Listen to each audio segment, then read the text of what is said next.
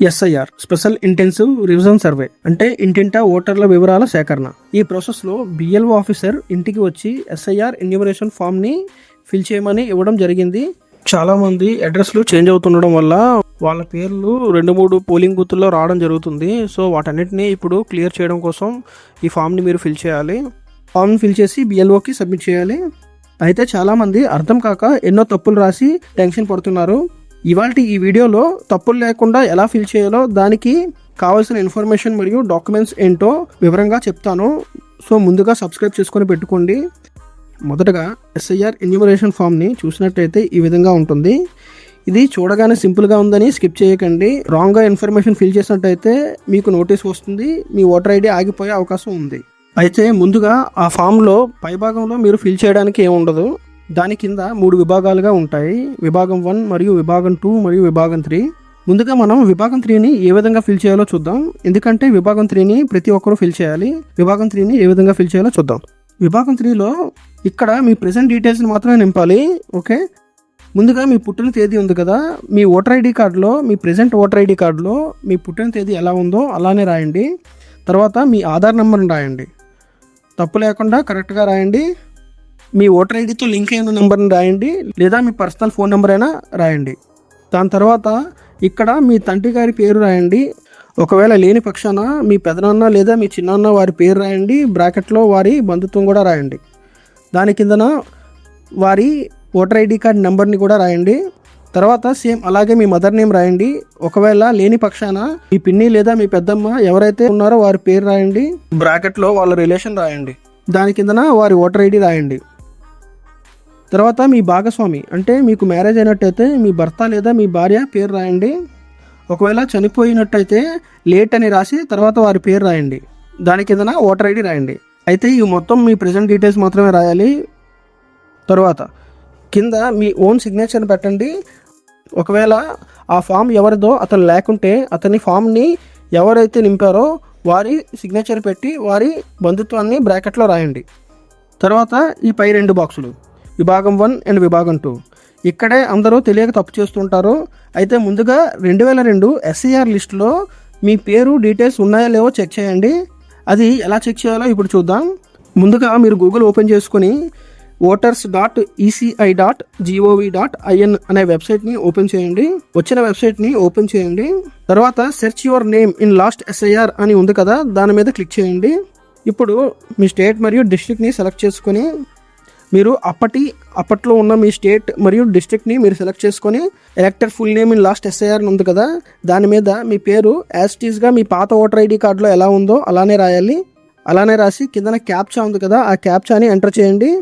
క్యాప్చాని enter చేసి కిందకు వచ్చి సెర్చ్ ఆప్షన్ ఉంది కదా, సెర్చ్ ఆప్షన్ మీద క్లిక్ చేయండి. ఇప్పుడు మీరు సెర్చ్ చేసిన పేరుకి అటు ఇటుగా ఉన్న పేర్లతో ఒక లిస్టు వస్తుంది. అందులో మీరు చెక్ చేయాల్సిన పేరుని, ఒకవేళ మీరు చెక్ చేయాల్సిన పేరు 2 లేదా 3 పేర్లు సేమ్ ఒకేలా ఉన్నట్టయితే అప్పట్లో మీ స్ట్రీట్ మరియు మీ పోలింగ్ బూత్ నెంబర్ని బట్టి పాత ఓటర్ ఐడి కార్డులో ఉన్న ఏజ్ని మ్యాచ్ చేస్తూ మీ పేరు చెక్ చేయండి. ఆ ఇన్ఫర్మేషన్ని ఉంచండి. అప్పట్లో కొంతమంది పేర్లు మిస్టేక్స్ రావచ్చు, అది కొంచెం చూసుకొని చెక్ చేయండి. అయితే ఇప్పుడు విభాగం 1 అండ్ 2ని ఎలా నింపాలో చూద్దాం. 2002 ఎస్ఐఆర్ ఓటర్ల లిస్టులో మీ నేమ్ ఉంటే విభాగం 1 మరియు విభాగం 3ని రాయాలి. ఒకవేళ మీ డీటెయిల్స్ లేకపోయినా, మీకు అప్పుడు ఓటు హక్కు లేకపోయినా విభాగం 2 మరియు విభాగం 3ని రాయాలి. విభాగం 1ని అలాగే వదిలేయాలి. సో ముందుగా ఆ లిస్టులో పేరు ఎలా ఉందో అలానే రాయండి. ఒకవేళ మిస్టేక్తో ఉంటే అలా మిస్టేక్తోనే రాయండి, అంతేగాని ఆ తప్పుని సరిదిద్దుతూ రాయకండి. తర్వాత ఈపీఐసి నెంబర్, మీరు చెక్ చేసిన లిస్టులో ఆ నేమ్కి లాస్ట్లో ఈపీఐసి నెంబర్ ఉంటుంది. ఆ ఈపీఐసి నెంబర్ ఎలా ఉందో అలానే రాయండి, తప్పు లేకుండా. తర్వాత బంధువు పేరు, అప్పట్లో మీరు ఇచ్చిన బంధువు పేరు ఉంటుంది కదా, ఆ బంధువు పేరు రాయండి. తర్వాత ఆ బంధువు పేరు రాసిన వారి రిలేషన్ని కిందన రాయండి. తర్వాత 2002 ఓటర్ లిస్టులో ఉన్న డిస్ట్రిక్ట్ని మరియు స్టేట్ని యాజ్ ఇట్ ఈస్గా రాయండి. కొంతమందికి అప్పట్లో ఆంధ్రప్రదేశ్లో ఉండి ఇప్పుడు తెలంగాణలో ఉండుంటారు. సో వారు మాత్రం ఆంధ్రప్రదేశ్నే రాయాలి, ఎందుకంటే ఇది 2002 లిస్టుల ప్రకారం మనం రాస్తున్నాం. సో ఆంధ్రప్రదేశ్నే రాయాలి. ఒకవేళ మీరు 2002లో ఓటు వేయకపోయినా, అప్పటికి మీకు ఓటు హక్కు రాకపోయినా, విభాగం 2లో మీ యొక్క డీటెయిల్స్ కాకుండా మీ పేరెంట్స్ యొక్క డీటెయిల్స్ రాయాలి. ఫర్ ఎగ్జాంపుల్ మీ ఫాదర్ అయినా, మీ మదర్ అయినా, మీ గ్రాండ్ మదర్, గ్రాండ్ ఫాదర్ వారైనా పర్వాలేదు, కానీ మీ డీటెయిల్స్ మాత్రం రాయకూడదు. అయితే నాకు మా మదర్ డీటెయిల్స్ ఉన్నాయి కదా, ఆ మదర్ డీటెయిల్స్ సేమ్ ఇక్కడ కూడా రాసేస్తున్నాను నేను నా ఫామ్ లో కూడా. ఎప్పుడు నింపాలి? ఒకవేళ 2002లో మీరు ఓటు వేయకపోయినా, అప్పటికి మీకు ఓటు హక్కు రాకపోయినా, అప్పుడు మీ మదర్ లేదా మీ ఫాదర్వి లేదా మీ గ్రాండ్ మదర్ లేదా గ్రాండ్ ఫాదర్ ఎవరైనా నింపొచ్చు. ఆ కిందన ఏసీ సంఖ్య, పార్ట్ నంబర్, ఎస్ఆర్ నంబర్ ఇవన్నీ ఉన్నాయి కదా, ఇది కూడా సేమ్ అలానే ఓపెన్ చేయాలి. గూగుల్లోకి వెళ్ళి voters.eca.gov.in అని వెబ్సైట్ని సెర్చ్ చేయండి. వచ్చిన ఫస్ట్ వెబ్సైట్ని ఓపెన్ చేయండి. Search your name in last SIR ఉంది కదా, దాని మీద క్లిక్ చేయండి. సెర్చ్ బై ఎలక్టెడ్ డీటెయిల్స్ ఉంది కదా, దాని కాకుండా సెర్చ్ ఇన్ లాస్ట్ ఎస్ఐఆర్ ఈ రోల్ ఉంది కదా, దాని మీద క్లిక్ చేయాలి. క్లిక్ చేసిన తర్వాత స్టేట్ ని సెలెక్ట్ చేసుకుని పక్కన డిస్ట్రిక్ట్ ని సెలెక్ట్ చేసుకోవాలి. తర్వాత కిందన అసెంబ్లీ కాన్స్టిట్యుయెన్సీ అని ఉంది కదా, అక్కడ మరి పక్కన polling station number and name అని ఉంది కదా, దీన్ని మనం చెక్ చేసాం కదా, ఆ లిస్ట్ లో డిస్ట్రిక్ట్ పక్కన అసెంబ్లీ కాన్స్టిట్యుయెన్సీ నెంబర్ ఉంటుంది, దాన్ని తీసుకొచ్చి ఇక్కడ సెలెక్ట్ చేసుకోండి. ఆ అసెంబ్లీ కాన్స్టిట్యుయెన్సీ నెంబర్ పక్కన polling station number and name అని ఉంటుంది, దాన్ని బట్టి మనం ఇక్కడ దాన్ని సెలెక్ట్ చేసుకోవాలి. సెలెక్ట్ చేసి సెర్చ్ మీద క్లిక్ చేయండి.